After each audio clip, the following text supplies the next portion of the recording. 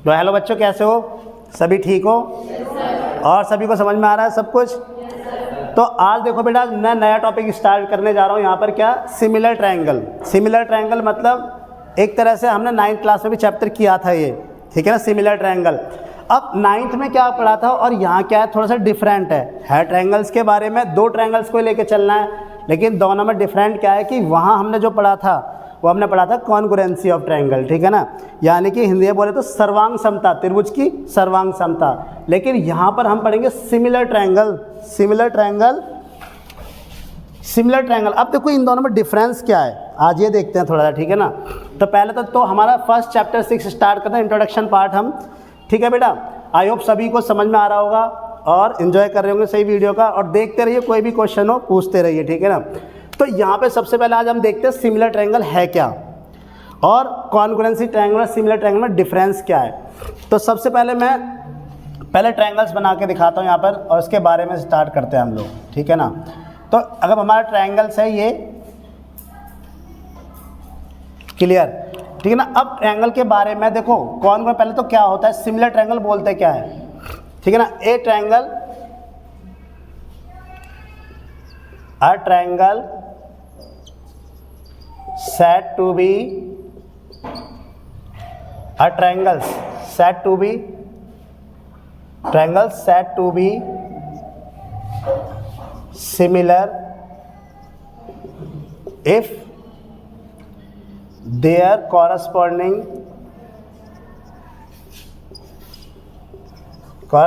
angles are equal। पहली definition है, ठीक है ना, ये इसकी पहली डेफिनेशन क्या है कि triangle said to be similar if their corresponding angles are equal, ठीक है ना। एक तो कंडीशन ये हो सकती है, दूसरी if there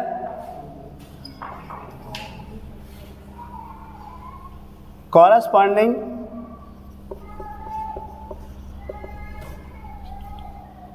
sides are in same ratio. किस में होनी चाहिए? Same ratio. 2 तरह से हम क्या कर सकते हैं, ट्रायंगल्स को सिमिलर कर सकते हैं। कैसे? यदि एक त्रिभुज को सिमिलर कब कहा जा सकता है, एक ट्रायंगल को सिमिलर तब कहा जाता है जब उसके या तो क्या हो, कॉरस्पॉन्डिंग एंगल बराबर हो। अब तुम कहोगे सर ये कॉरस्पॉन्डिंग एंगल बराबर है, ये किसके बारे में बात कर रहे हो? तो यहाँ पे ट्रायंगल एक जरूर लिखा है, लेकिन मैं बात करूंगा यहाँ पे हम कितने की बात करते हैं, 2 ट्रायंगल की। जैसे ही कॉन्ग्रुएंसी के अंदर भी हम किसकी बात करते हैं, 2 ट्रायंगल्स की, और सिमिलर के अंदर भी हम किसकी बात करेंगे, 2 ट्रायंगल। यानी 2 ट्रायंगल्स का कंपैरिजन होता है, हमेशा ध्यान रखना, ठीक है ना। अब 2 ट्रायंगल्स का कंपैरिजन होता है, यहाँ पर ये तो होता है कि हम एक ट्रायंगल को कैसे सिमिलर कर सकते हैं किसी चीज़ के साथ, ठीक है ना। तो या तो उन दोनों ट्रायंगल्स के क्या इक्वल कर दो, एंगल इक्वल कर दो, या उन दोनों ट्रायंगल्स के क्या इक्वल कर दो, साइड्स का रेशियो सेम कर दो। साइड का रेशियो यानी उनकी भुजा का अनुपात क्या आना चाहिए, बराबर। तो ठीक है ना। अब ये तो थे इसकी डेफिनेशन। अब बेसिकली अभी देखते हैं सिमिलर ट्रायंगल है क्या चीज़, एक एग्जांपल के तौर पे देखते हैं। तो जैसे कि मैं बताना चाह रहा हूँ यहाँ पर, अब तुम एक वो ले लो, क्या लेके चलोगे, मान लो 2 ट्रायंगल हमने ले लिए। अब 2 ट्रायंगल हमने लिए और 2 ट्रायंगल में हमने देखा कि जैसे मान लो एक एग्जांपल लिया हमने कि एक तुम्हारी फ़ोटो है, एक तुम्हारी कोई फ़ोटो है, छोटी फ़ोटो। मान लो तुमने कहा एक फ़ोटो खिंचाने गए फ़ोटो स्टूडियो के पास, और तुमने कहा भाई मुझे एक पासपोर्ट साइज़ की फ़ोटो चाहिए, और ठीक है ना, एक पासपोर्ट साइज़ की फ़ोटो चाहिए, ठीक है। उसने कहा मैं कर दूंगा ये सब। अब तुमने कहा कि ये फ़ोटो कुछ ज़्यादा अच्छी लग रही है, तो क्या करना है, इसे एक बड़े फ्रेम में भी मुझे बना के दे देना, एक बड़े फ्रेम में भी बना के दे देना। तुमने ये कहा उससे, ठीक है, कि मुझे एक पासपोर्ट साइज़ की फ़ोटो भी चाहिए, और फ़ोटो ज़्यादा अच्छी थी, मुझे ज़्यादा लुक वाइज अच्छी लग रही, तो मैंने कहा उसका एक बड़ा फ्रेम भी बना के दे देना, सेम फ़ोटो का, उसमें कोई चेंज नहीं करना। तो वो क्या करेगा उस फोटो के, तो वो क्या करेगा, उसकी कॉरस्पॉन्डिंग डायमेंशंस को क्या करेगा, सेम रेशियोज में बढ़ाएगा। लेंथ मान लो अगर कुछ बढ़ाएगा तो ब्रेथ भी उतनी बढ़ाएगा, ठीक है ना। तो कहने का मतलब ये जो तुम्हारी 2 फोटो हैं, क्या ये दोनों बराबर हैं? क्या ये दोनों बराबर है? क्या ये दोनों एक जैसी हैं? क्या तुमने क्या बोला, एक जैसी हैं। तो सिमिलर का मतलब क्या होता है, एक जैसा दिखना, ठीक है ना। Not in size, not in shape, ठीक है ना। बस क्या होना चाहिए, यानी कि हमेशा उसके साइज से कोई डिपेंड नहीं करता कि सिमिलर ट्रायंगल साइज पे डिपेंड नहीं करता कि साइज छोटा है बड़ा, बस दिखने में एक जैसा होना चाहिए। क्योंकि उसमें क्या था, वही फेस छोटे में था, वो इसका क्या था, शोल्डर होते वो छोटे साइज में थे। अब इस बड़े फ्रेम में क्या हो गए, उसका जो फेस है वो क्या होगा, उसका रेशियोज बढ़ गया और उसके शोल्डर का रेशियोज बढ़ गया। तो कहने का मतलब दोनों के दोनों ये जो दोनों के दोनों जो पिक्चर्स हैं, जो फोटोज़ हैं, वो कैसी होंगी, सेम होंगी कि नहीं होंगी, तो डेट इज़ कॉल्ड सिमिलर। ठीक है ना। अब एक बच्चे ने तुरंत मेरे से कहा ठीक है सर सिमिलर का मतलब ये है, ठीक है ना, सिमिलर का मतलब ये समझ गया, एक और एग्जांपल बता दो। मैंने कही देखो एक और एग्जांपल लेते हैं। मान लो तुम ताजमहल देख के आए हो, ताजमहल देख के आए, ठीक है, तुमने ताजमहल देखा, सामने से कैसा नज़र आ रहा है, बिल्कुल उसके आगे 2 पिलर है, 4 पिलर है, उसके ताजमहल दिखाई दे रहा है, आगे उसके गैलरीज है। वैसी फ़ोटो खींच के तुम किसी दुकान में देख लिया तुमने, सेम उसकी फ़ोटो क्या है, किसी हमने शॉप में देखी, तो वो फ़ोटो और वो फ़ोटो क्या होंगे, एक दूसरे के सिमिलर होंगे। कहाँ ताजमहल कितनी ऊंचाई का और कहाँ वो फ़ोटो में छोटी सी, लेकिन क्या है वो सिमिलर है, उसकी सिमिलर पिक्चर है। या जैसे हम कोई डिज़ाइन बनाते हैं, मॉडल प्रोटोटाइप है ना, मॉडल प्रोटोटाइप की बात करते हैं। मॉडल प्रोटोटाइप होता क्या है कि मॉडल होता है क्या कि जिससे तुम क्या करते हो, कॉपी पे डिज़ाइन करते हो कि हमें इस तरह की वो चाहिए। तो बस अगर तुम उसका प्रोटोटाइप तैयार करोगे तो क्या करोगे, मान लो तुमने वहाँ पर क्या लोगी, उसकी लेंथ क्या लोगी 7 सेंटीमीटर, तो एक्चुअल में क्या 7 सेंटीमीटर लोगे। मान लो तुम एक बहुत बड़ी शिप बनाने जा रहे हो या गाड़ी बनाने जा रहे हो और तुमने उस गाड़ी का डिज़ाइन बनाया और तुमने उसको रखा है 7 सेंटीमीटर उसकी लेंथ ली, टायर का डायमीटर उसने तुमने 10 mm कहते हैं 20 mm ले लिया, ठीक है ना, इस तरह से। तो तुम क्या करोगे, उसे रियल में भी ऐसी बनाओगे क्या, 7 सेंटीमीटर कितना होता है, इतना सा, तो क्या इतनी सी कार बनाओगे, तो वो होता क्या है मॉडल। लेकिन उसी तरह की कार को तुम क्या करोगे, एक एक्चुअल में बनाने के लिए क्या करोगे, उसके रेशियोज को बढ़ा दोगे। यानी मान लो अगर उसकी लेंथ 7 है और उसकी क्या है ब्रेथ, उसकी चौड़ाई जो है वो क्या है 14, तो इसका रेशियो देखो कितना, 7 1 जा 7, 7 2 जा 14। तो जब तुम इसे 14 करोगे तो इसे कितना करना पड़ेगा, 28। तो इस तरह से क्या करते हैं हम, रेशियोज को बढ़ाते हैं, रेशियोज को बराबर करते हैं, तो that is called similar picture, that is called similar picture. तो मॉडल एंड प्रोटोटाइप हो गया, हम किसी पासपोर्ट साइज की फोटो फ्रेम को भी बोल सकते हैं, ठीक है ना। अब ठीक है, बच्चे ने कहा मुझे समझ में आ गया सर क्या है ये, ठीक है ना, उसने कहा कि मुझे समझ में आ गया सिमिलर ट्रायंगल है क्या, और सिमिलर चीज़ होती क्या है। अभी तो हम ट्रायंगल्स की बात ही नहीं कर रहे, अभी हम किसकी बात कर रहे हैं, सिमिलर जो थिंग्स होती है वो कैसी होती है, ठीक है। तो अब यहाँ पर देखो, अब एक बात आती है कि सर चीज़ें ठीक है, चलो सिमिलर आपने बता दिया सिमिलर होता है, लेकिन अभी किस किस तरीके से हम इसको सिमिलर बोल सकते हैं, किस किस तरीके से हम इसको सिमिलर बोल सकते हैं। तो मैंने कहा बेटा यहाँ पे 3 क्राइटेरिया होते हैं, ठीक है ना, सिमिलैरिटी क्राइटेरिया, ध्यान रखना क्या होते हैं, सिमिलैरिटी क्राइटेरिया, सिमिलैरिटी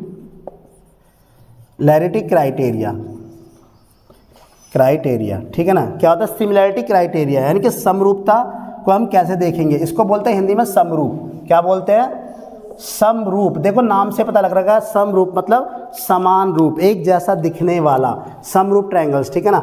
तो सिमिलैरिटी क्राइटेरिया क्या होता है, पहला क्राइटेरिया आता है हमारा, पहला क्राइटेरिया यह है कि अगर हम क्या दिखा दें, हम उसके एंगल्स को इक्वल दिखा दें, 2 एंगल्स हो या 3 एंगल्स हो। अगर एक बात बताओ, अगर हमें 2 एंगल्स मिल गए, क्या हमें तीसरे की जरूरत पड़ेगी क्या, जब हमें पता है हमारा 2 एंगल से ही काम चल जा रहा है, 3 लिखने की जरूरत क्या है, इसलिए 2 बोलो या 3 बोलो, मेन 2 से ही काम हो जाता है। अब तुम कहोगे सर ये है कैसे, मतलब देखो यहाँ पर मैंने मान लो एक ट्रायंगल ऐसे बनाया, एक ट्रायंगल है ABC, एक ट्रायंगल है ABC, दूसरा ट्रायंगल है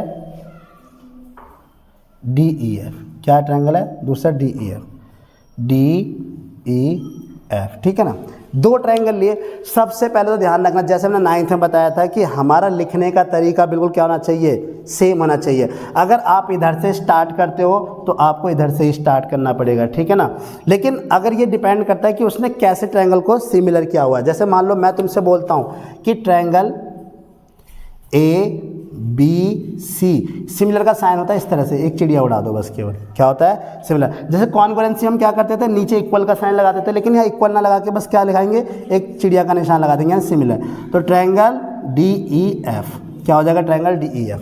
अब देखो इसका मतलब होता है, अगर एक ट्रायंगल की बात जब हम करते हैं, जैसे मान लो यही एक ट्रायंगल था ABC, अगर मैं इस ट्रायंगल की बात करूँ ट्रायंगल ABC, इसका मतलब क्या होता है, देखो इसका मतलब होता है ये एंगल A है, इसका मतलब क्या होता है एंगल B है, इसका मतलब होता है एंगल C, ठीक है ना। 3 एंगल, ये दोनों क्या होंगे, AB साइड, एक AB साइड हो गई, एक BC साइड हो गई और एक AC साइड हो जाएगी, क्या हो जाएगी, एक AC साइड हो जाएगी, ठीक है ना। इस तरह से हम ट्रायंगल की साइड्स को और एंगल्स को डिफाइन करते हैं कि angle A, angle B, angle C. शुरू की दो साइड, दो पॉइंट्स को ले लोगे तो क्या बन जाएगी, एक साइड, लास्ट के दो बी सी, और फर्स्ट एंड लास्ट क्या हो जाएगा, थर्ड। ठीक है, तो अब देखो यहाँ पर सबसे पहले ये एंगल का ए का क्राइटेरिया, तो इसका मतलब ये हुआ है कि जब उसने ये बोल दिया ना triangle A B C similar triangle D E F, तो इसका मतलब ये है कि एंगल ए बराबर रहा होगा किसके, एंगल डी के।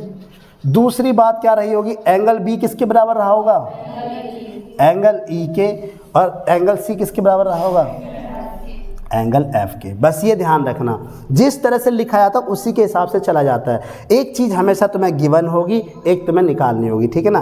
तो इस तरह से हम इसका पहला क्राइटेरिया देख सकते हैं। ये पहला क्राइटेरिया कि एंगल एंगल को इक्वल कर दे, ठीक है ना। जरा कॉपी करो जैसे।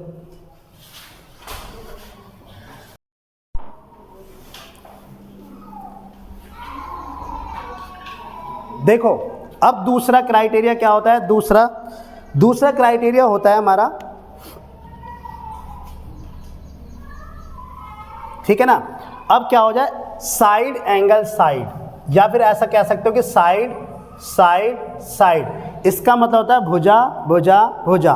क्या हो जाएगा, भुजा भुजा और भुजा, ठीक है। तीनों में क्या मिल जाए, भुजा भुजा, इस तरह से।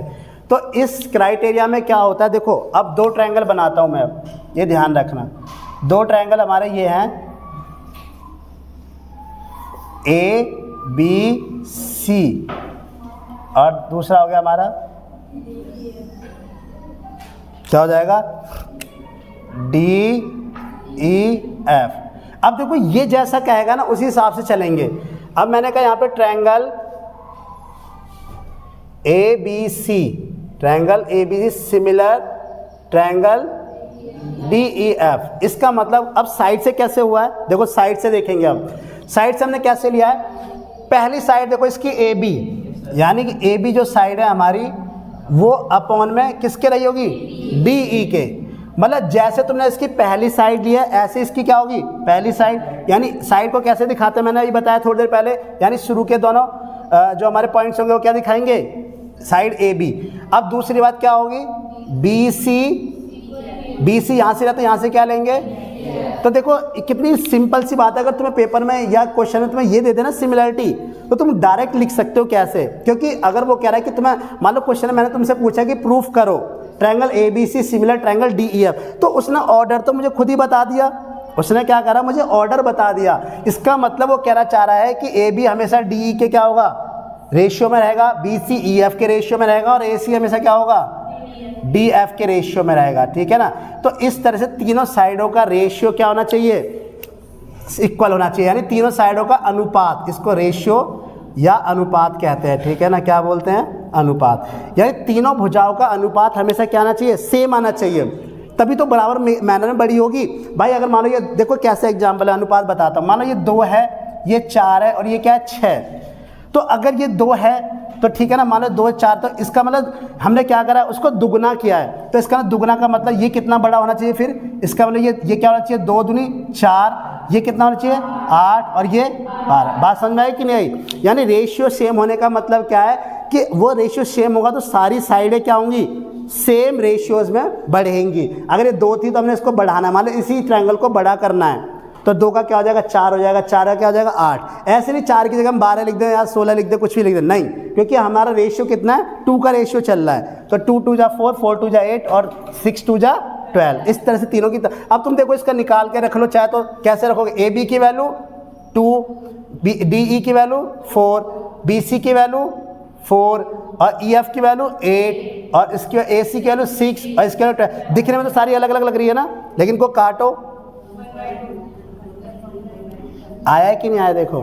तो इस तरह से तीनों साइड का रेशियोस क्या होना चाहिए, सेम होना चाहिए, ठीक है ना। तीनों साइड्स का रेशियो या उनका अनुपात क्या होना चाहिए, सेम होना चाहिए। तो दूसरा क्राइटेरिया हमारा ये था, ठीक है ना।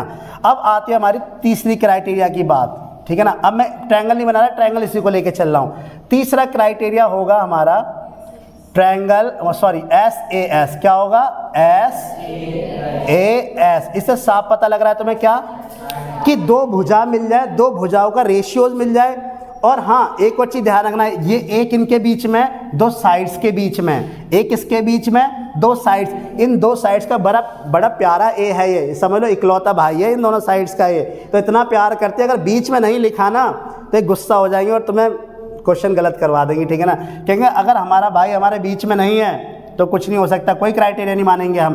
बस कंडीशन ये इन दोनों एस ने क्या बोल रखा है कि हमारा लवली ब्रदर यानी हमारा लवली ब्रो जो भी है, ठीक है ना, वो हमेशा क्या होना चाहिए, मिडिल में होना चाहिए। मिडिल का कहने का मतलब यह है कि अगर आप कहते हो ट्रायंगल ए बी सी, ठीक है, similar triangle D E F, तो कहने का मतलब इसमें अगर मान लो मैं तुमसे कहता हूँ ए बी अपॉन में क्या डी ई बराबर हमारा बी सी अपॉन में क्या है ई एफ, यानी उसने कह दिया कि इस साइड का और इस साइड का और इस साइड का और इस साइड का रेशियो क्या है, सेम है। तो कहने का मतलब अगर इन दोनों साइड का रेशियो सेम है तो इन दोनों के बीच में एंगल कौन सा आ रहा है, इन दोनों साइड के बीच में एंगल कौन सा आ रहा है, कौन सा आ रहा है, साइड नहीं पूछ रहा, एंगल पूछ रहा हूं मैं।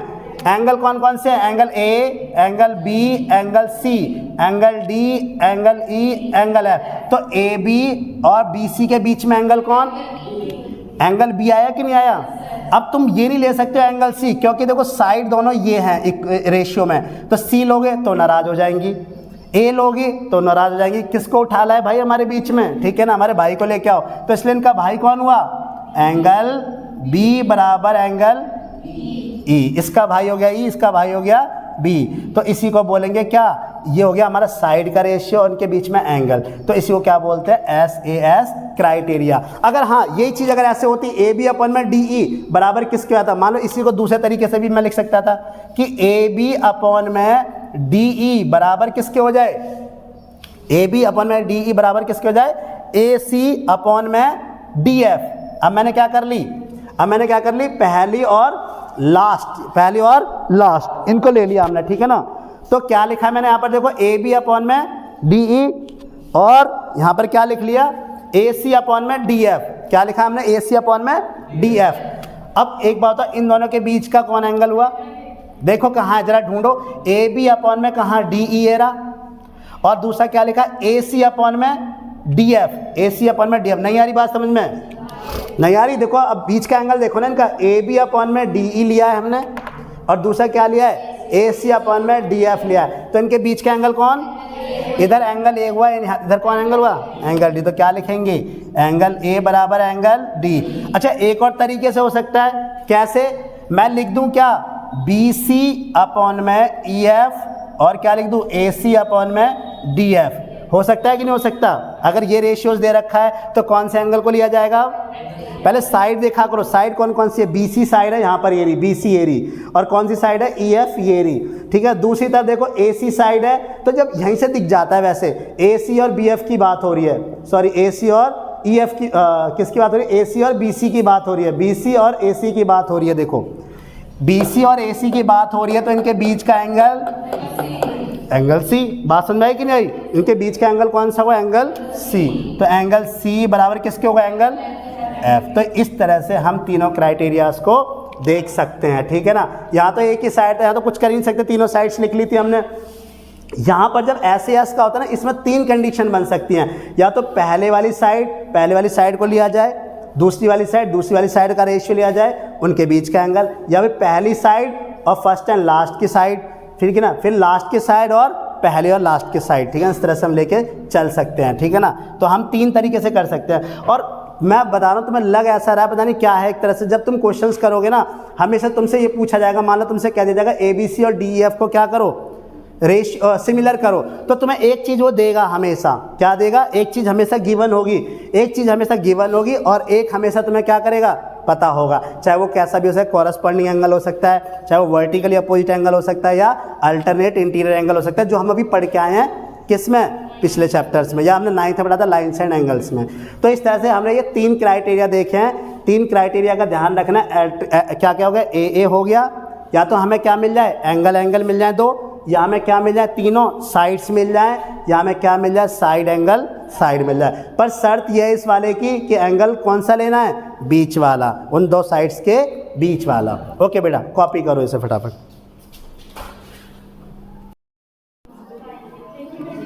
तो बेटा देखो यहाँ पर क्या है हमारा, यहाँ देखो, अच्छा एक चीज़ अब हम एक नोट करके एक चीज़ लिखते, कई बार पूछी जाती है, तो मैं ये कह सकता हूँ, देखो इससे एक बात तो पता लग गया, हमने एक एग्जांपल देखा था, सिमिलर ट्रायंगल के बारे में बता दिया कि सिमिलर ट्रायंगल क्या होता है, दिखने में एक जैसे होते हैं पर साइज में, ठीक है ना, और शेप में इक्वल हो ये ज़रूरी नहीं है, दिखने में एक जैसे होने चाहिए, ठीक है ना। तो अगर मान लो मैं तुमसे कहूँ अब कॉरस्पॉन्डिंग एंगल क्या था, कॉन्ग्रुएंट ट्रायंगल्स क्या थे हमारे, कॉन्ग्रुएंट ट्रायंगल्स के बारे में बता देते थोड़ा सा।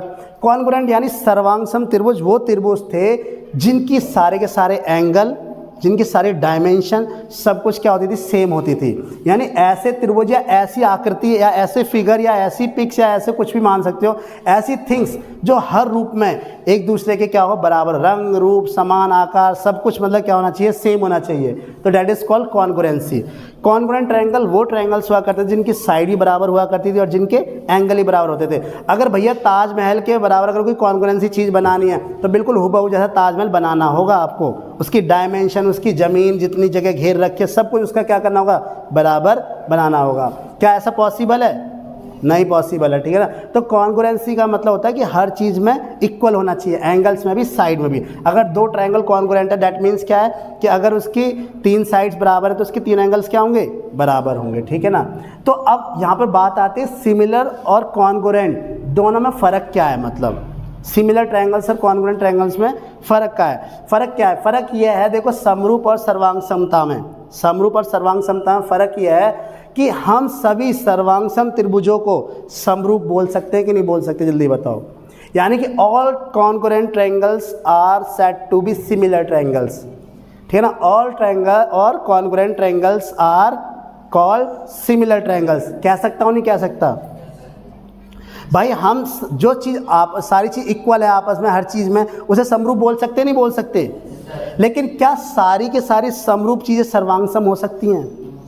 यानी all similar triangles can be congruent, all similar triangles can be congruent? नहीं, ध्यान रखना, ध्यान, इस चीज़ को हम कह सकते हैं नहीं। तो नोट करके एक पॉइंट ध्यान रखना, all congruent triangles, all congruent triangles are similar triangles, similar triangles, ठीक है ना। But vice versa is not, ठीक है ना। हो सकते हैं कुछ कुछ चीज़ें हो सकती हैं लेकिन बट वाइस वर्सा नहीं हो सकता। अगर मैं तुमसे कहूँ कि सभी सर्वांगसम त्रिभुज समरूप हैं तो तुम ये नहीं कह सकते सभी समरूप त्रिभुज क्या होंगे, सर्वांगसम होंगे। हो सकता है कोई एक्सेप्शनल केस हो, कोई जुड़वा भाई हो बिल्कुल उसका, ठीक है ना, लेकिन कोई एक आदि होता है, लेकिन हर चीज़ नहीं हो सकती। तो ये ध्यान रखना है इस चीज़ को। यानी हम क्या रखेंगे, सभी सर्वांगसम त्रिभुज समरूप होते हैं बट सभी समरूप त्रिभुज सर्वांगसम नहीं होते, ऐसे लिख लो, ठीक है ना। उतार लो फटाफट से, कॉपी करो। All congruent triangles are similar triangles but vice versa is not, ठीक है। यानी सभी सर्वांगसम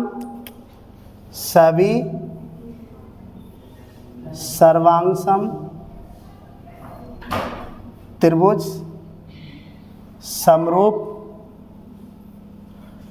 होते हैं जबकि सभी समरूप सर्वांगसम नहीं, ठीक है। ये बात ध्यान रखना है, ये नोट करके लिख लेना एक पॉइंट, ठीक है ना, हमेशा काम आता है। ओके, अब इसके बाद हम देखते हैं क्या, इसके बाद हम देखेंगे बीपीटी, थेल्स थ्योरम। तो हमारे अब थेल्स बाबा हाजिर हो जाएंगे और बड़ी अच्छी थ्योरम दी उन्होंने, उससे हमारे कई सारे क्वेश्चन सॉल्व होंगे, ठीक है ना। तो उसी को देखते हैं, इसको कॉपी करो फटाफट से।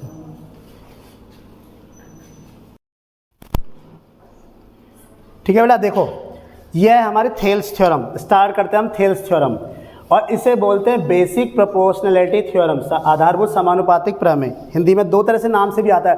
डायरेक्ट ये कभी कभी देखो पेपर में कैसे पूछी जाती है, तुमसे कहा जाएगा कि स्टेटमेंट लिखनी है और उसको प्रूव भी करना है, तो क्या लिख देगा, सीधे सीधे बोलता है डिफाइन बीपीटी एंड प्रूव, ठीक है ना, इस तरह से प्रूव एंड स्टेट, ठीक है ना, सीधे बोल देगा prove and state basic proportionality theorem, यानी बीपीटी या थेल्स थ्योरम। और ज़्यादातर वो किस नाम से बोलता है, बीपीटी से नाम से बोलता है। तो कई बार बच्चे क्या होते हैं उसे थेल्स थ्योरम बीपीटी में फ़र्क ही नहीं नज़र आता। वो कहता है सर पता नहीं कौन सी थ्योरम आ गई थी, आपने तो थेल्स थ्योरम कराई थी और आ गई क्या बीपीटी, जबकि वो है एक जैसी, ठीक है ना।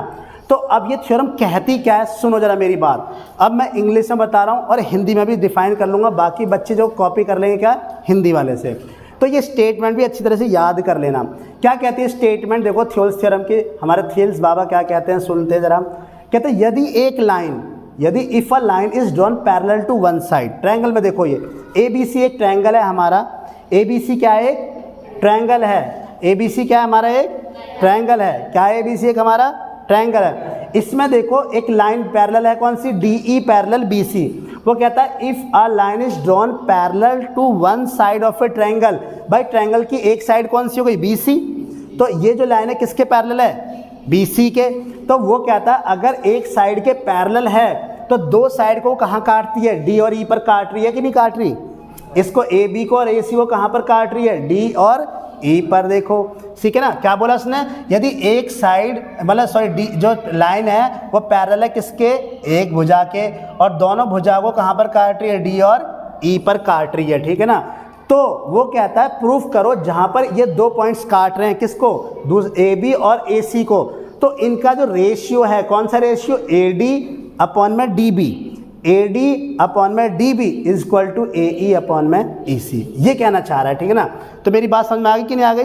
तो थेल्स बाबा क्या कहते हैं, थेल्स बाबा ये कहते हैं अगर कोई त्रिभुज है उसके अंदर एक लाइन हमने खींची, एक लाइन कहीं भी खींच दी, और वो लाइन कैसे खींची है, वो लाइन इस तरह से खींची है कि वो थर्ड लाइन, यानी ये वाली थर्ड मान के चलते हैं, फर्स्ट सेकंड थर्ड लाइन के तो क्या है समानांतर है, यानी पैरेलल है, और इन दो भुजाओं को कहाँ काटती है, D और E पर, D और E पर। और जब D और E पर काटे तो इसका मतलब क्या हुआ, इन दोनों भुजाओं को इसने दो भागों में डिवाइड कर दिया कि नहीं कर दिया, भाई D ने AB को दो भागों में डिवाइड कर दिया कि नहीं कर दिया, करा कि नहीं करा, AD और DB, और ऐसे E ने दो भागों में डिवाइड कर दिया AE और EC। तो वो ये कहना चाह रहा है कि AD अपॉन में DB यानी इसका रेशियो और AE अपॉन में EC इसका रेशियो, दोनों के दोनों क्या होने चाहिए, बराबर होने चाहिए।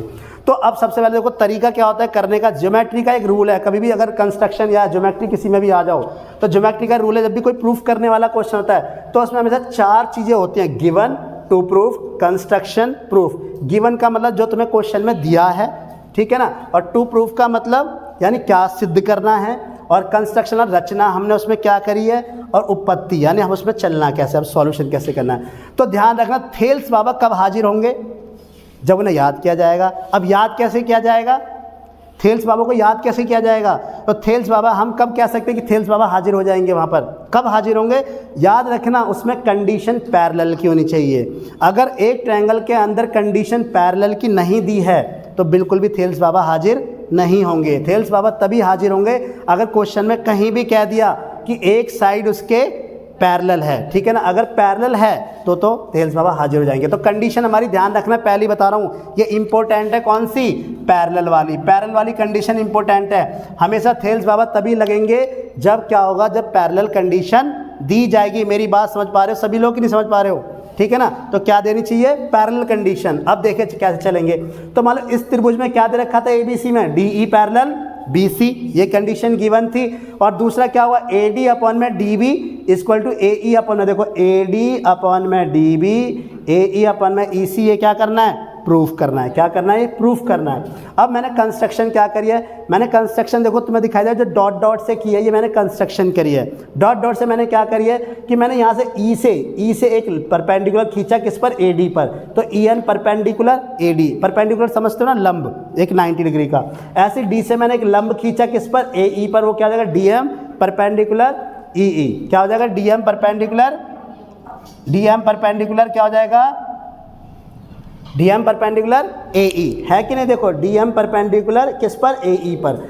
अच्छा, और मैंने क्या करा, एक और चीज, DC और BE को क्या करा, मिलाया, ज्वाइन, मतलब BE और DC को क्या करा हमने, ज्वाइन किया है। BE और DC को क्या करा हमने, ज्वाइन। तो हिंदी में कैसे लिखोगे कि AM perpendicular AE, EN perpendicular AD खींचा तथा DC और BE को मिलाया। बात समझ में आई कि नहीं हिंदी वालों, ठीक है। उत्पत्ति, अब उत्पत्ति में देखो सबसे पहले लेके क्या चलते हैं, एक बात बताओ, जब प्रूफ करते हैं ना हमेशा जब भी उत्पत्ति में चलो, रूल है ये ध्यान रखना, ज्योमेट्री का रूल है, जब भी कभी भी प्रूफ करो तो पहले गिवन से चला करो। गिवन से, हमें गिवन क्या है, चलो गिवन हमें ये दे रखा है डी पैरेलल बी सी, ठीक है, गिवन दे रखा है। अब दूसरी कंडीशन क्या है कि अब चलना कैसे स्टार्ट करें। गिवन तो हमें पता लग गया पैरेलल दे रखे है, लेकिन चलना कैसे स्टार्ट करें। तो टू प्रूफ में देखो, टू प्रूफ में रिक्वायरमेंट क्या, उसे चाहिए क्या, वो चाहता क्या है, ठीक है ना, वो करना क्या चाहता है, वो करना क्या चाहता है। तो यहाँ पर देखो हमें क्या चाहिए, ए डी अपॉन में D B, A D upon में डी बी। तो ए डी का हमारा ये रहा ए डी। सबसे पहले मुझे क्या चाहिए, ए डी, क्या चाहिए मुझे, ए डी। अब ए डी कैसे आएगा, तो देखो ए डी लाने का तरीका कैसे होगा। मैं सबसे पहले चलता हूँ किसमें, इन ट्रायंगल त्रिभुज किसमें, ए डी ई में। देखो किसमें, ए डी ई में। ये हमारा डी है, ये हमारा डी है, और ये हमारा ई है, ये ध्यान रखना, ई है हमारा, क्या है ये, ई। मेरी बात समझ में आ रही है कि नहीं आ रही। यानी किस्मत चले ए डी में। अब तुम कहोगे सर कैसे भी आओगे ए डी से, तो देखो एक बात बताओ, अभी ब्लैक वाले को भूल जाओ, अभी ब्लैक वाले को भूल जाओ। लो तुम्हें भुला देता हूँ थोड़ी देर के लिए, याददाश्त तुम्हारी चली गई, समझ लो, याददाश्त चली गई, भूल जाओ कि ए ब्लैक वाला कुछ दे रखा है कि नहीं। देखो इस तरह से। तो एक बात बताओ, अगर मैं ए डी ई का ट्रायंगल का एरिया लूँगा तो मैं लिखूँ area of triangle A D E. तो फॉर्मूला क्या होता है, half into base into height होता है कि नहीं होता, half into base into height होता है कि नहीं होता। अच्छा, तो area of triangle A D E equal to क्या हो जाएगा, हाफ, बेस कितना हो गया। अच्छा देखो परपेंडिकुलर क्या है इसमें, ई एन परपेंडिकुलर नहीं है, हाइट परपेंडिकुलर वाली कोई तो बोलते हैं हम हमेशा, क्या बोलते हैं, अगर मान लो देखो किसी भी कोई भी लाइन है, जैसे यहाँ पे लाइन है, इस पे ऐसे परपेंडिकुलर, तो इसी को बोलते हैं ना हाइट हम। तो ये देखो अगर इस बेस को देखूं और इस पर हाइट क्या है, ई एन, और वो किस बेस पर है, किस बेस पर है वो, ए डी पर। बेस उसके लिए जिस पर लंब है, तो किस कौन सा बेस हो गया उसका, ए डी। कौन सा बेस हो गया, ए डी। हुआ कि नहीं, जल्दी बताओ यहाँ तक। अच्छा ये हो गई हमारी क्या, एक इक्वेशन, क्या हो गई, एक इक्वेशन। बात समझ में आई कि नहीं, पहले ये बताओ यहाँ तक कोई दिक्कत। अभी हमने कौन से ट्रायंगल का एरिया लिया, ए डी ई का, ए डी ई का लिया है। तो अब ए डी ई का ट्रायंगल का एरिया हमें पता है half into base into height होता है। तो हाफ इंटू बेस क्या हो गया, ए डी, और इस पर परपेंडिकुलर इसको बेस क्यों बोला गया, ए ई क्यों नहीं लिया मैंने, क्योंकि ये लंब जो है किस पे पड़ा हुआ है, ए डी पर, तो इसलिए उसको बेस बोला जाएगा। ये हो गई एक इक्वेशन। अच्छा अब यहाँ पर देखो क्या आ गया मेरा, ए डी आ गया कि नहीं आ गया। अब डी बी कहाँ से लाएंगे, तो डी बी नीचे वाला, देखो ये रहा डी बी नीचे वाला। तो अब मैं क्या करूँगा, जो ये मेरा ये ट्रायंगल दिखाई दे रहा है, ये वाला दिखाई दे रहा है, तो मैं ट्रायंगल देखो ये दिखाई दे रहा है कि नहीं दिखाई दे रहा, तो मैं क्या लिखूँगा, area of triangle B D E. क्या बोलूँगा, area of triangle B D E. इससे वही formula, half into base into height. Half into base क्या है, अब दिक्कत आ गई यहाँ पे बेस और हाइट। तो देखो तुम्हें ना एक चीज़ हमेशा ध्यान रखनी है, क्या ध्यान रखनी है, इसको समझने से पहले एक छोटी सी चीज़ समझो। अगर मान लो मैं कोई ट्रायंगल ऐसे बनाता हूँ, ये इस तरह से ट्रायंगल बनाता हूँ, ठीक है ना, और इसका परपेंडिकुलर मैं ऐसे ड्रॉ कर देता हूँ एक, और यहाँ तक मैं इसको ऐसे बढ़ा देता हूँ, ए बी सी, और ये एम है। अगर मुझे इसका एरिया निकालना तो मैं क्या करता था, याद करो, तो हम इसका एरिया निकालेंगे तो क्या लिखेंगे, half into base into height. क्या होगी, ये होगी ना हाइट, हाइट हमेशा परपेंडिकुलर ली जाती है, हाइट क्या हो जाएगी, ए एम। तो अब तुम मुझे बताओ बेस सी एम लूँगा या सी बी लूँगा, सी बी लूँगा बेस या सी एम लूँगा, जल्दी बताओ सी बी। और इस परपेंडिकुलर को ले क्यों रहा हूँ मैं, इसका इससे रिलेशन क्या है, क्यों ले रहा हूँ मैं ए एम को इसका, जबकि ये तो ट्रायंगल के बाहर है, तो इसको क्यों ले रहे हैं हम, इसको इसलिए ले रहे हैं क्योंकि ये इसके एपेक्स से बंधा हुआ है। किससे बंधा हुआ है, इसके शीर्ष से, और जो चीज़ इसके शीर्ष से बंधी हुई है वो इसी की मानी जाएगी। जो चीज़ इसके शीर्ष यानी एपेक्स से बंधी हुई है वो क्या मानी जाएगी, इसी की मानी जाएगी, ठीक है, ध्यान रखना इस चीज़ को। अब ये इसकी मानी जाएगी, लेकिन बेस हम सी एम ले सकते हैं क्या, बेस क्या लेंगे हम, सी बी को, क्योंकि ट्रायंगल कहाँ तक सीमित है, ट्रायंगल तो ए बी सी है ना पूरा में। अब इसी को तो हमने आगे बढ़ा के देखा था कि बेस हमारा इसी पर बन रहा है वो आगे जाके, है ना, लेकिन हम बेस लेंगे क्या, सी बी। तो यही कहानी यहाँ पर घटने वाली है। देखो जब मैं इस ट्रायंगल का एरिया लूँगा बी डी ई का, तो इसका मुझे कहीं परपेंडिकुलर दिखाई दे रहा है, दिखाई दे रहा है बी डी ई का, देखो परपेंडिकुलर मुझे दिखाई दे रहा है, कहीं नहीं दिखाई दे रहा। क्यों दिखाई क्यों दे रहा है, इसके एपेक्स से बंधा हुआ नहीं है, देखो है कि नहीं, यही चीज़ मैं बताना चाह रहा था। देखो अब बात क्लियर हुई कि नहीं हुई, पहले बताओ। इसको बताने का मकसद ही मेरा ये था, देखो इस ट्रायंगल का परपेंडिकुलर बोल सकता हूँ या इनको मैं नहीं बोल सकता हूँ, क्यों, क्योंकि वो इसके शीर्ष से बंधा हुआ है, देखो इसके शीर्ष से बंधा हुआ है, इसलिए ई एन को इसका परपेंडिकुलर मैं कह सकता हूँ। बोलूँगा कि नहीं बोलूँगा, जल्दी बताओ। क्यों बोलूँगा? क्योंकि ई एन इसके सीट से बंधा हो, अगर ये इससे जुड़ा ना होता फिर नहीं कह सकता था मैं कि इसका परपेंडिकुलर है। तो इसलिए हम क्या कर रहे हैं, जब इसके सीट से बंधा हुआ तो इसका परपेंडिकुलर होगा। तो इसलिए मैं क्या लिखता हूँ, हाफ इंटू ई एन, और बेस क्या लूँगा, कोई बताएगा मुझे? Base B. अब मुझे बताओ, एन बी बेस लिया जाए, डी बी बेस लिया जाए, क्या लिया जाए? डी बी लूंगा कि नहीं, क्योंकि मैंने बताया था ना कि इससे कोई मतलब नहीं होता बी एम से। हमारा ट्रायंगल तो कहाँ तक सीमित है? बी डी ई तक। तो बी डी और ई, तो इसका मतलब है बेस कौन सा लिया जाएगा? D B. तो इसका मतलब ये होगी इक्वेशन फर्स्ट, ठीक है ना। जहाँ तक क्या होगा, इक्वेशन सेकंड, सॉरी। तो इक्वेशन फर्स्ट। अब देखो एक बात बताओ, ये दोनों के दोनों डिवाइड में है कि नहीं? मुझे ए डी भी मिल गया, मुझे डी भी मिल गया, और ये दोनों किस में? डिवाइड में। तो इसका मतलब मुझे दोनों इक्वेशन क्या करनी होंगी? डिवाइड में करनी होंगी, है कि नहीं? देखो कौन चला रहा है मुझे? ये चला रहा है, ये गाइड कर रहा है मुझे कि ऐसे ऐसे करते जाओ। बस ये तुम पे डिपेंड करता है ए डी और डी बी कैसे लोगे। तो मैंने देखो ए डी ले आया, डी बी ले आया। अब ये किस फॉर्म में है? डिवाइड की फॉर्म में है। तो मेरी ये ड्यूटी बनती है कि इसको डिवाइड की फॉर्म में लिखा जाए। तो equation first divide equation second, क्या हो जाएगा? Equation second. तो क्या लिखेंगे? Area of triangle A D E upon में area of triangle B D E equal to क्या हो जाएगा? Half into E N into A D, और यहाँ पे क्या आ जाएगा नीचे? Half into E N into D B. अब देखो यहाँ पे कैंसिल कर सकते हो, नहीं कर सकते हो? हाफ को हाफ से काट दो, हाफ को हाफ से काट दो, ई एन को ई एन से काट दो। तो क्या आ गया हमारा? हमारा क्या आ गया यहाँ से निकल के? तो यहाँ से निकल के आया हमारा area of triangle A D E upon में area of triangle B D E equal to क्या? ए डी अपॉन में D B. A D upon में D B, equation third, equation third, ठीक है। बात समझ आई? अब देखो एक बात बताओ, जैसे हम इधर की साइड का लेके आए हैं वैसे हम उधर की साइड का लेके नहीं आ सकते क्या? ठीक है ना। अब मैं यहाँ पर देखो क्या करने जा रहा हूँ, अब मैं इसमें ब्लैक ब्लैक को ड्रॉ करने जा रहा हूँ दोबारा से, ये रहा।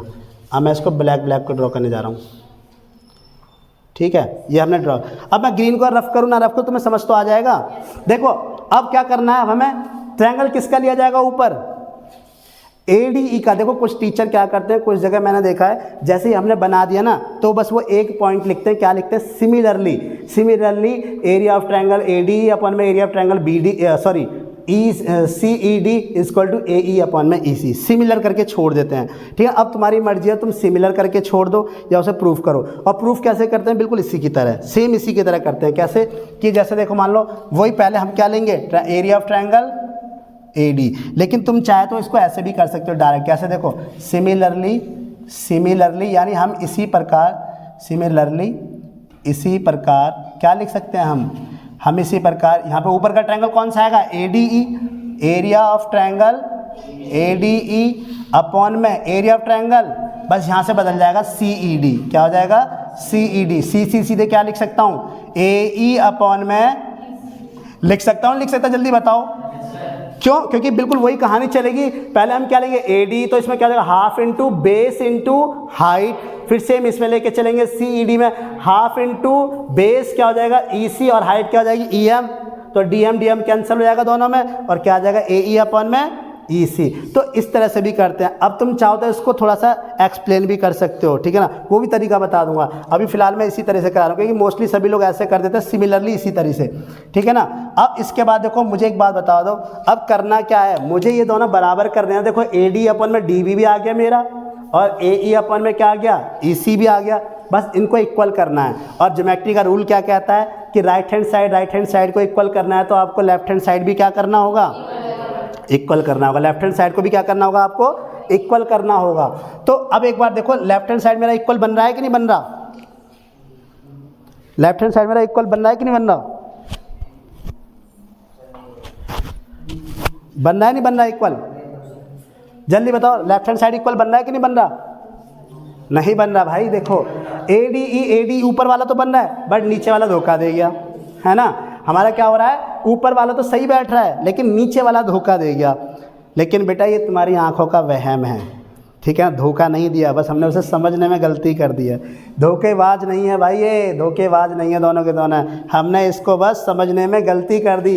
बस आँखों का धोखा है, हमने देखा कुछ और मान कुछ और लिया, लेकिन एक्चुअल में है कुछ और। ठीक है, अब देखो क्या है।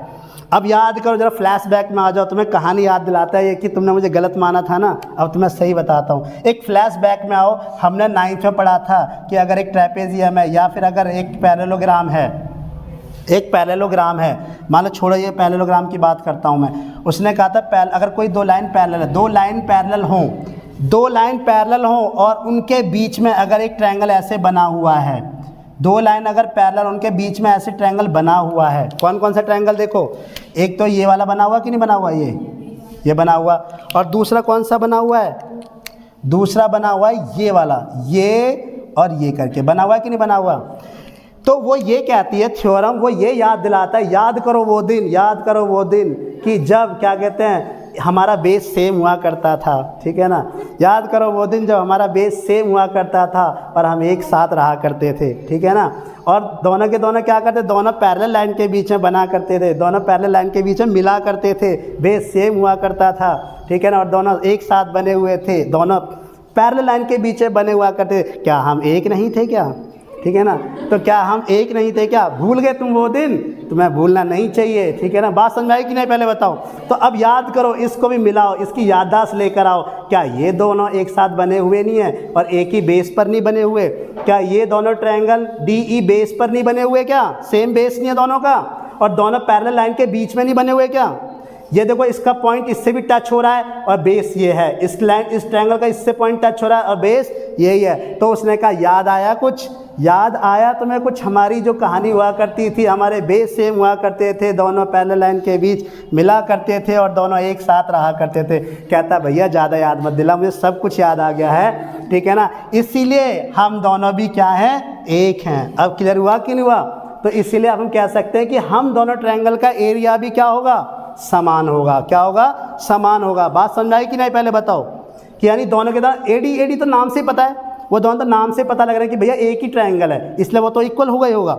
ठीक है ना, लेकिन अगर मान लो ये दोनों के दोनों क्या अलग अलग नाम है, तो हमने धोखा खा लिया कि दोनों अलग अलग हो सकते हैं। फिर उसने याद दिलाया हमें, और जब याद दिलाया तो हमें सारी कहानी याद आ गई और फिर हमने कह दिया हाँ भाई, मान लिया हमने कि आप एक हो। तो मैं क्या लिख सकता हूँ, अब प्रूफ दूंगा मैं उसे, वो लिख कर भी प्रूफ दे रहा है कि देखो मैं तुम्हें लिख कर ही प्रूफ दे सकता हूँ कि इफ़ ट्रायंगल्स यहाँ पे लिख सकते हो, triangles ABDE and triangle CD, triangle कौन सा, CED आर मेड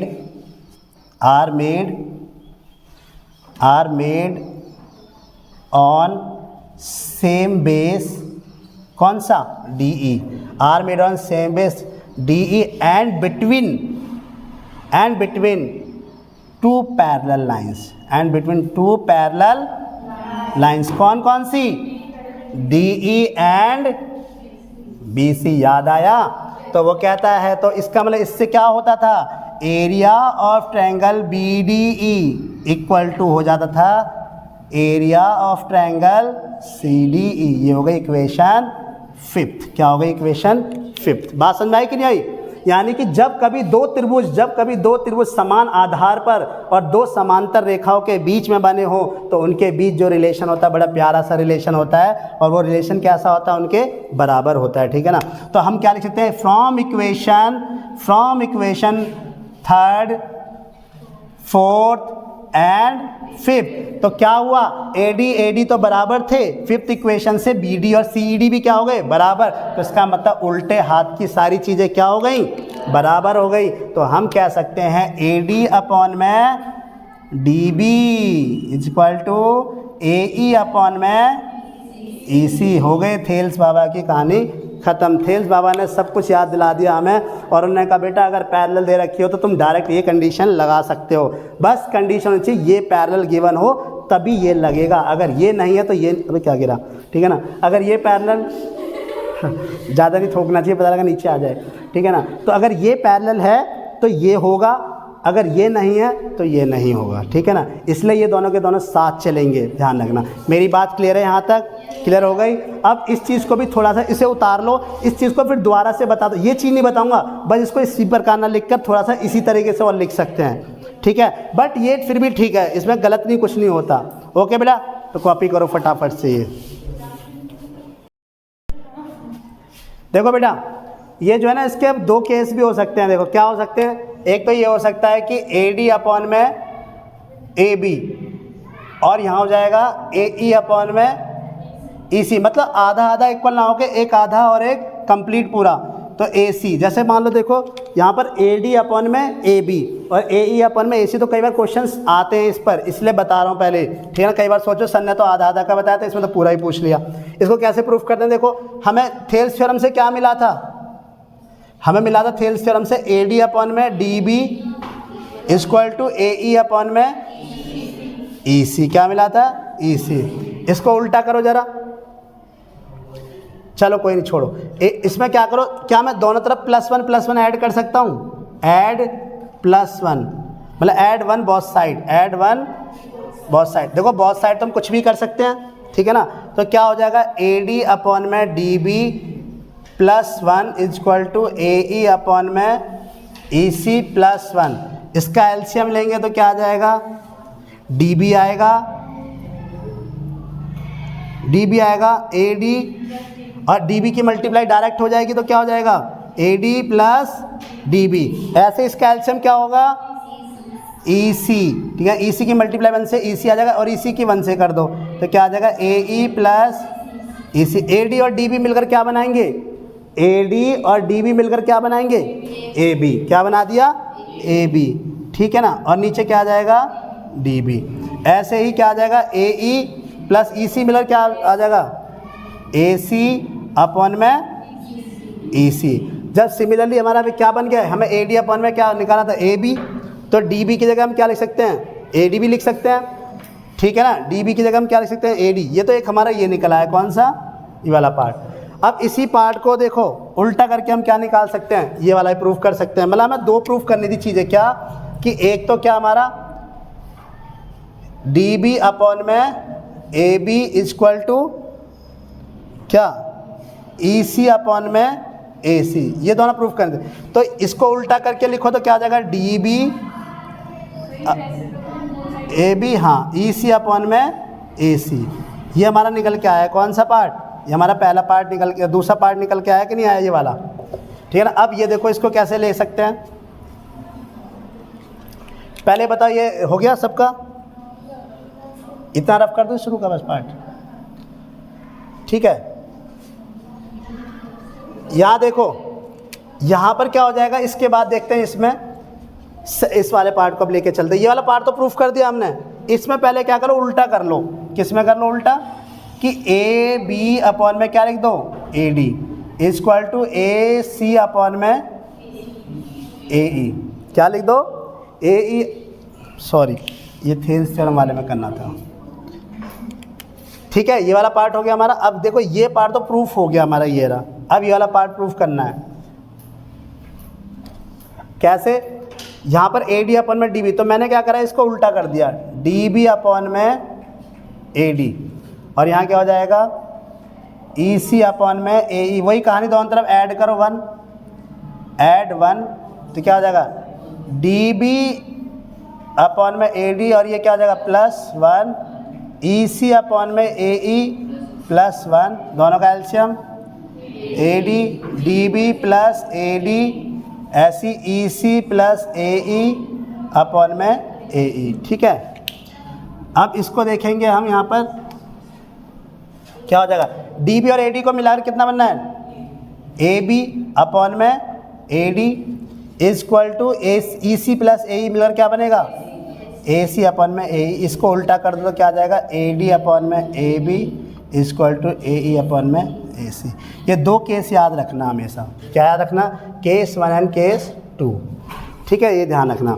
तो यानी एक बात तो क्लियर हो गई कि थेल्स थ्योरम तो ये कहती है AD अपॉन में DB, AD अपॉन में DB और AE अपॉन में EC।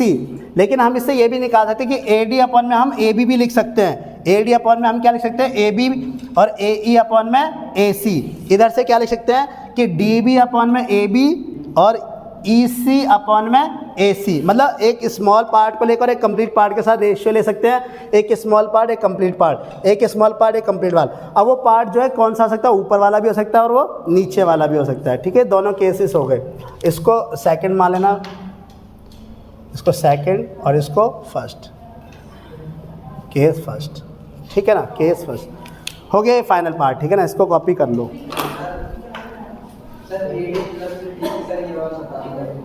ये वाला A D plus D B, देखो हमने क्या है दोनों तरफ एक एक ऐड किया ना, तो जब इसका एलसीएम लिया, हाँ ये A D plus D B को जोड़ दो ना, ए डी ये रहा, और डी बी को ए डी के साथ जोड़ोगे तो ए बी नहीं मिल जाएगा भाई। ए डी और डी बी को जोड़ोगे तो क्या मिलेगा, ए बी नहीं मिलेगा। तो ए डी और डी बी को जोड़ा तो मुझे क्या मिल गया, ए बी, और नीचे डी बी था ही। बस हमें क्या करना है, इसको उल्टा करना था। जब इधर उल्टा किया तो इधर भी उल्टा हो गया। ठीक है ना, तो डी बी अपॉन में ए बी हो गया, इधर से क्या हो गया, ई सी अपॉन में ए सी। यानी कि एक छोटा वाला पार्ट और एक कंप्लीट पार्ट, एक छोटा वाला पार्ट एक कंप्लीट पार्ट, बस इस तरह से। ठीक है, कॉपी कर बेटा, ये थेल्स थ्योरम तुम्हारी खत्म।